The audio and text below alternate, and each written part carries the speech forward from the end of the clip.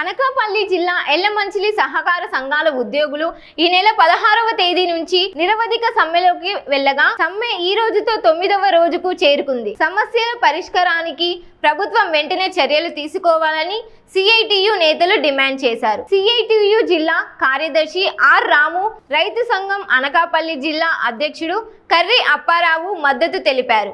Visakha cooperative society అధ్యక్షుడు రాయవారపు శివరామకృష్ణ మాట్లాడుతూ corona కాలంలో కూడా సహకార ఉద్యోగులు రైతులకు ఎరువులు, విత్తనాలు సమయానికి అందించారని గుర్తు చేశారు. 2019లో జారీ చేసిన జీవో నెంబర్ 36ను తక్షణమే అమలు చేయాలని, పిఎస్సిఎస్ ఉద్యోగులను పర్మినెంట్ చేయాలని, పదవి విరమణ వయసును 62 ఏళ్లకు పెంచాలని డిమాండ్ చేశారు. గ్రాట్యుటీ చట్ట ప్రకారం అమలు చేయడం, టర్మ్స్ ఇన్సూరెన్స్ 20 లక్షలకు పెంపు, డివిడెండ్ విడుదల వంటి డిమాండ్లు నెరవేర్చాలని కోరారు. ఈ కార్యక్రమంలో జిల్లా యూనియన్ నాయకులు, వివిధ మండల పిఎస్సిఎస్ ఉద్యోగులు పాల్గొన్నారు.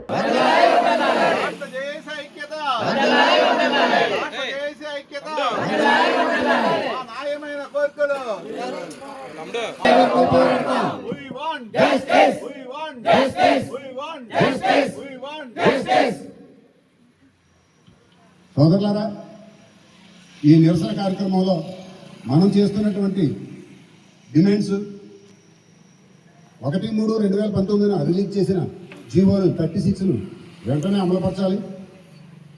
అలాగే ఉద్యోగులకు ప్రతి సంవత్సరము వేతన సవరణ చేసి దాన్ని కూడా అమలుపరచాలి.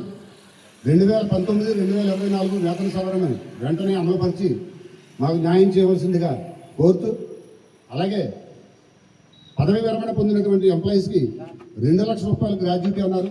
అది కాకుండా గ్రాడ్యుటీ చట్ట ప్రకారం పదవి విరమణ పొందినటువంటి ఉద్యోగికి చట్ట ప్రకారమే గ్రాడ్యుటీ చెల్లించాలన్నది మెయిన్ డిమాండ్. అలాగే గతంలో పనిచేసి సంఘ సిబ్బంది తీసుకున్నటువంటి జీతాలను జూటు పద్ధతి కింద చూపించడం జరుగుతుంది.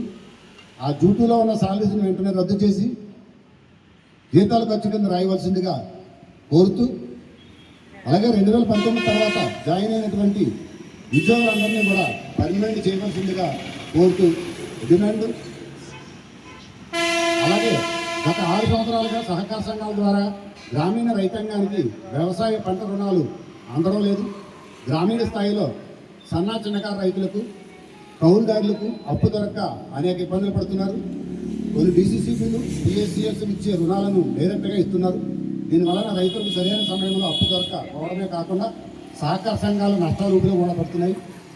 అలాగే సహకార సంఘాల్లో వసూలు చేసుకున్నటువంటి షేరుధనం సెంట్రల్ బ్యాంకులో ఉంది. ఆ సెంట్రల్ బ్యాంక్ వాళ్ళు కూడా దాని మీద షేరుధనం మీద 6% వడ్డీ కానీ, లేదా లాభాల్లో ఉంటే 6% డివిడెండ్ కానీ ప్రకటించవలసింది ఉంది.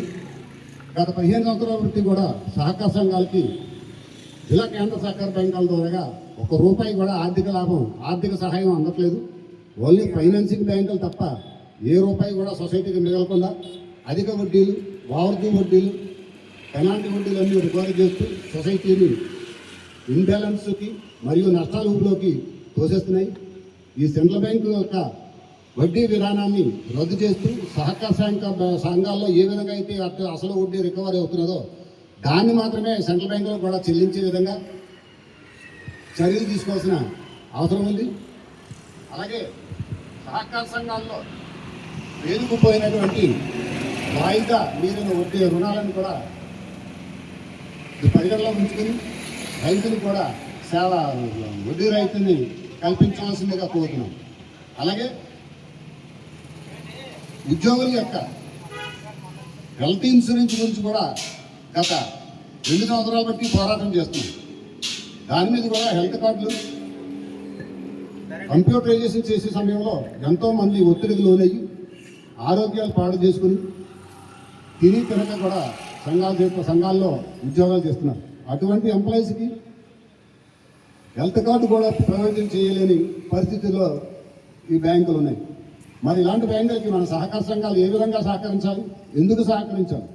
సహకార సంఘాలు లేకపోతే మీరు లేకపోతే మేము లేవు, మీరు లేకపోతే మేము లేవు అంటున్నారు. కానీ అది నిజం కాదు. మన ఎంతవరకు తోచుకుంటే బాగుంటుంది అన్నది ఆలోచన తప్ప సహకార సంఘాలకి ఆర్థికంగా ₹1 కూడా సహాయం చేయకుండా ఇంకా నష్టాల ఊపిలోకి తోసేస్తున్నాయి. అటువంటి విధానాలన్నీ రద్దు చేస్తూ సహకార సంఘాలను బలోపేతం చేస్తూ సహకార సంఘాల ద్వారాగానే రుణాలు పట్టుబడా చేయటకు తగు చర్యలు తీసుకోవాల్సిందిగా ఈ సందర్భంగా కోరుతున్నాం.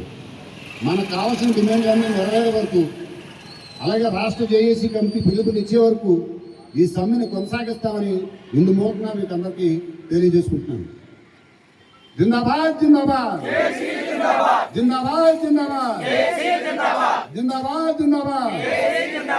జీవో నంబర్ 36ను జీవో నంబర్ 36ను జీవో నంబర్ 36ను జీవో నంబర్ 36ను జూటు పద్దు సాలరీస్ను జూటు పద్దు సాలరీస్ను జూటు సాలరీస్ను 2019 తర్వాత జాయిన్ ఉద్యోగాలందరినీ 2019 జాయిన్ అయిన ఉద్యోగాలందరినీ